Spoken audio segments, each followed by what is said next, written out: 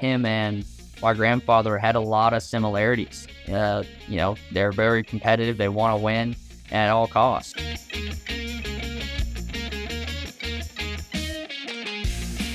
Hello, everyone. Welcome once again to Cup Connection. I'm Mike Massaro, joined by the driver of the iconic number 3. You can see it right behind him on the wall there. It's Austin Dillon with us. And by the way, Austin, still a little strange for me. I know it's been almost 10 years since you took over the 3 car, but still a little weird for me to say that. Have you completely adjusted, or is it still kind of a little bit odd? Maybe get some chills when you get behind the wheel of that car. I love getting behind the number 3 car and seeing the fans at the track that support us. And it's always, a question that's often asked, but I enjoy every minute of it and love interacting with the fans. Looking forward to hopefully bringing another trophy to the number. I'm curious. You were only about 10, maybe 11 years old or so, walking around the RCR shops when Dale Earnhardt was there. What's your earliest memory? I would probably say one of my earliest memories would be in Victory Lane in '98. So, that was pretty special. There's earlier interactions, obviously, but when you're that young, it's hard to look back. But yeah, Victory Lane is probably my favorite interaction, doing the hat dance and being in Victory Lane. And of course, you're talking about the Daytona 500, I would imagine, right? Yes, sir. Absolutely. You've been to Daytona and Victory Lane yourself, so you've done the number very proud. Hey, so Bristol just came off of Bristol on the concrete. And as we've learned recently, that the concrete may be the place where you race at Bristol twice a year. How you feeling about the dirt maybe going away there? Yeah, it's a bummer. I love going there and throwing back in the dirt track. And, obviously growing up as a dirt racer, it's a lot of fun for me. And we've had some good runs this past year. We were very close to, getting a win. We finished third. And, so I'm one of the guys that's probably bummed about it. But, the concrete Bristol is great too. It creates some awesome racing, and had a pretty solid run this past week. So does that put you in the minority maybe? A lot of guys want to see the dirt go away.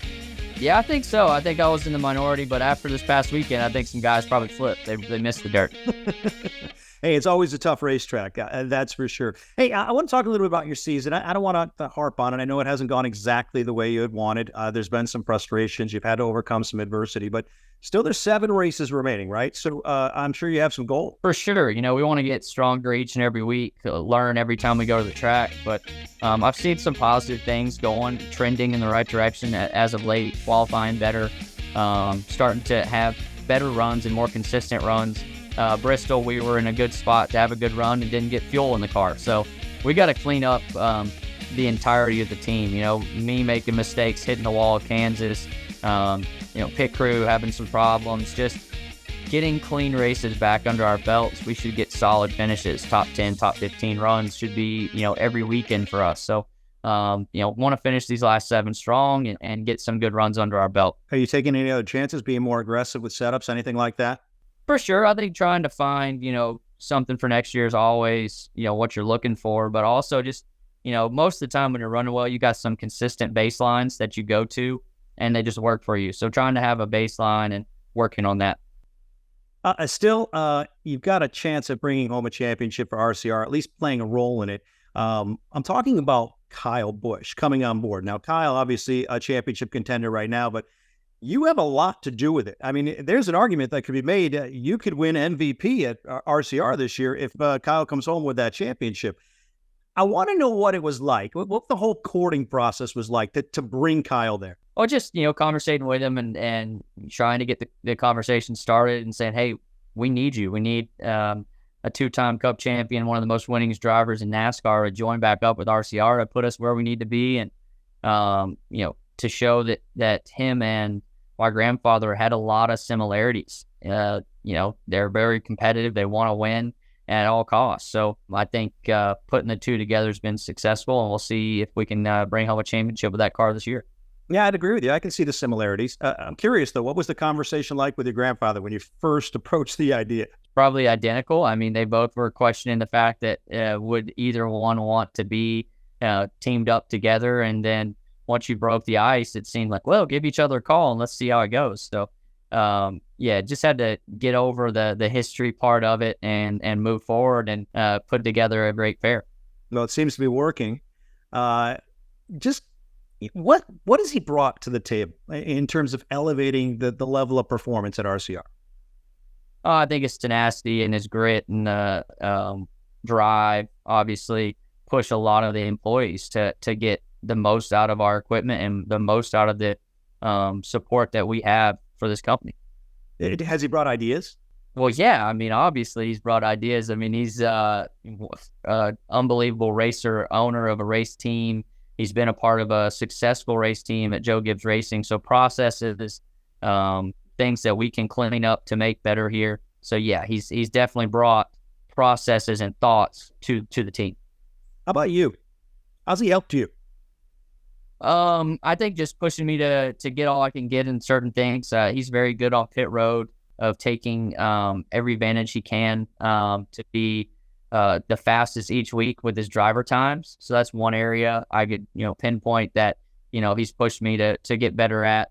And then just I think from a driver standpoint, we both have our own opinions on the car, and they align more times than not. It's been pretty good on that side. Can you drive a similar setup? Yeah, I think we're very close in balance when it comes to the track. Our team has gotten better, starting to follow more of the 8 setups and more consistent unloading. So that's been good. So we saw this week that your pit crew will be swapped.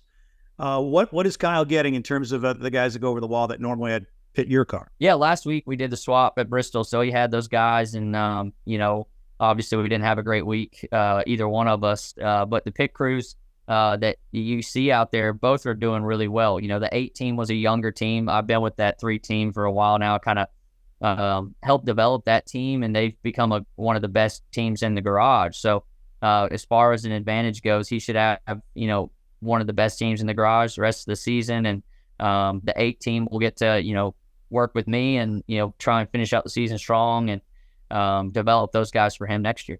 All right, so just give me the analysis, if you will. How do you look at these next 7 races in terms of who is the driver to beat and how Kyle figures into that? Well, it's a coin flip. Obviously after you look at a Bristol, you see Denny Hamlin and Kyle Larson up there. They've both been strong all year long. Those 2 are figuring it out faster than the rest. So those 2 currently probably chop the chart, and then after that, it's a coin flip. A lot of different guys come and go in consistency, but yeah, I think Kyle's right in the mix there.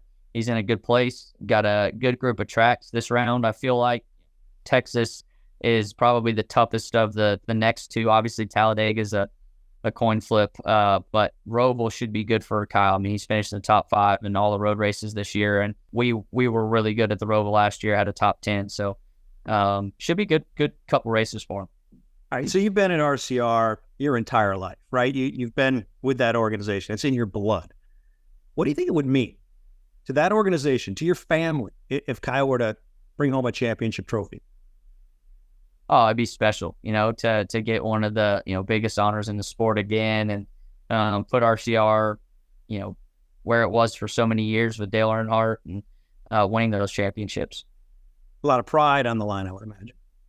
Always when you come across the tracks and welcome, we want to show people that we're in a small town and doing big things, and we're definitely excited about this opportunity. All right, I'm changing subjects completely here, but I'm still on the topic of championships.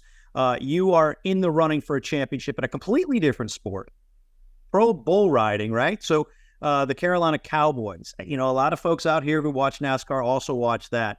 What's that been like being part of that? Well, it's been a blast, learning from a general manager role how to work with people, and you're trying to get contracts signed and get the right guys for our coaching staff, and what kind of meals we're going to have after the events. Everything has been on the plate. We've got a great team around me that helps do all this. But we've built a really strong team so far. We had some injuries early in the season, but we're looking toward the finals this year in Vegas. We feel like when we get our whole lineup in there, we're going to be tough to beat.